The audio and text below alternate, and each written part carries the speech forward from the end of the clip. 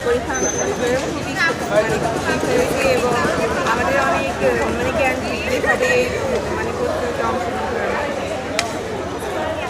ভালো লেগেছে যে ডক্টর রফিকুল ইসলাম আমার একটা আয়োজন করেছে, যার ফলে আমাদের অনেক স্টুডেন্টরাই মানে একাডেমিক করার পাশাপাশি মানে বাইরের অ্যাডমিশন টেস্ট, তারপরে বিশ্ববিদ্যালয় ভর্তি এগুলো জন্য কোনো প্রিপারেশন নেয় না।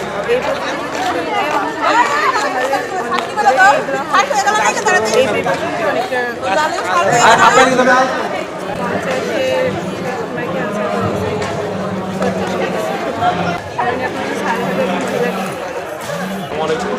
আমি মোহাম্মদ আফসর ইসলাম ফিলিম, সালেহা বেগম মহিলা ডিগ্রি কলেজের প্রভাষণ দর্শক বিভাগে। এই যে হরিণাকুণ্ডবাসীর যে সস ধন্যবাদ দিই এই জন্য যে এই প্রতিযোগিতায় দীর্ঘ 2-3 মাস ধরে আমি কলেজের প্রতিনিধি ছাত্রীদের প্রতিনিধি হিসেবে আমি কাজ করেছি। তারপর আমরা আজকে পেয়েছি আমার কলেজ হয়েছে শুধু ফার্স্টই না, ফার্স্ট থেকে থার্ডের ভিতরে প্রথম এবং তৃতীয় পুরস্কার অর্জন করেছে আমার ছাত্রীরা। মৌমিতা সে ফার্স্ট হয়েছে, সাদিয়া সে থার্ড হয়েছে। আমার খুবই ভালো লাগছে যে এই জাতীয় অনুষ্ঠান আয়োজন করার জন্য, যার মাধ্যমে দেশ বিদেশের যে চাকরি প্লাস টেস্টের যে কোশ্চেনগুলো বা বিশ্ববিদ্যালয়ে যে কোশ্চেনগুলো, সেই কোশ্চেনগুলো কী ধরনের হতে পারে সেই ধরনের কোশ্চেনের একটা পূর্ব আমি আশা করি হরিণাকুণ্ডবাসী এই সসের প্রতি বছর যেন এই সস আয়োজন করা হয় এবং এর মাধ্যমে মেধাবী ছাত্রছাত্রীদেরকে যেন বের করা হয়। অনেক কিছু শিখতে পেরেছি, আমার অনেক ভালো হয়েছে। আলহামদুলিল্লাহ ভালো হয়েছে। এই পরীক্ষাটা প্রতি বছর এরকম চালু থাকলে শিক্ষকরা অনেক কিছু শিখতে পারবে, পাশাপাশি তাদের সাধারণ জ্ঞান, বাংলা ব্যাকরণ, গ্রামার, এসবের চর্চা থাকবে। এটা শিক্ষার্থীদের মানে স্কুলের পড়াশোনার পাশাপাশি এক্সট্রা কারিকুলার অ্যাক্টিভিটিগুলো তাদের জন্য অনেক তাই আমার মতে এটা চালু থাকা।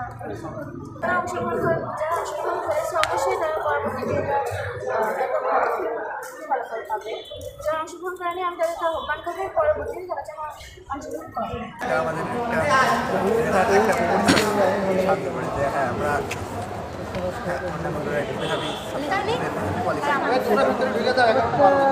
এখানে কোয়ালিফাইড হয়ে আমরা এখানে আমাদের নিজেদের মেধার পরিচয় দিতে এসেছি এবং ভালো বিষয় যে আমাদের উপজেলায় একটা আলাদা ভিন্ন ধরনের একটা প্রতিষ্ঠান অনুষ্ঠিত হচ্ছে। এর মাধ্যমে আমাদের শিক্ষার্থীরা নিজেদের জ্ঞানকে ভালো বিষয়। অনেক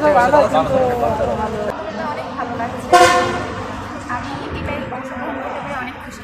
তারা করেছে সুন্দরভাবেই করেছে এবং এর কারণে অনেক ইউনিয়নের অনেক ছেলেমেয়ে আরও উপরের লেভেলে উঠতে পারবে এবং অনেক ভালো করতে পারবে ভবিষ্যতে যে, এবং তাদের কাছে এর জন্য আমি কৃতজ্ঞতা প্রকাশ করছি। সেই রকমভাবে তো বলা যাবে না, এখন রেজাল্ট ঘোষণার পরে জানা যাবে। তবু মোটামুটি আলহামদুলিল্লাহ ভালোই হচ্ছে, এখন বাকিটা দেখা যাক রেজাল্টের পরে জানা যাবে।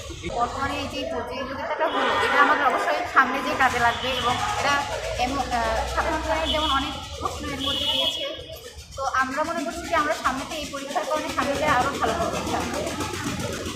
সব মিলিয়ে এমন আয়োজন বা এমন উদ্যোগটা প্রতি বছরই হয়, কেমন হয়?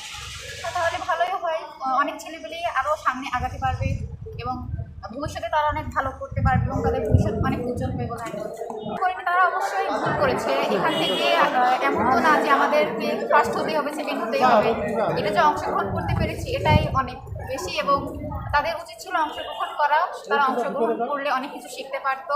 এই যে ব্যতিক্রম একটা আয়োজন, যেটা আপনার student welfare association of Sreepur অর্থাৎ সোয়াসের উদ্যোগে যে একটা ব্যতিক্রমধর্মী আয়োজন হয়েছে, এটা নিঃসন্দেহে একটি প্রতিযোগিতামূলক পরীক্ষা এবং এর মাধ্যমে যে আমাদের হরিণাকুণ্ড উপজেলাতে যে কিছু মেধা আছে, এখানে মেধাভিত্তিক যে পরীক্ষা, এই পরীক্ষাটা শুধু শিক্ষার্থীদের বর্তমান সময়ের জন্য না, তারা যে আগামীর জন্য তাদের বিভিন্ন রকম প্রতিযোগিতামূলক পরীক্ষা, জীবনযুদ্ধে অংশগ্রহণ করবে, সমস্ত বিষয়ের জন্য তারা এই পরীক্ষার মাধ্যমে আসলে তারা তাদের জীবন যুদ্ধের জন্য একটা প্রস্তুতি সেরে ফেলবে এবং এই পরীক্ষাটা নিঃসন্দেহে একটা গুরুত্বপূর্ণ পরীক্ষা।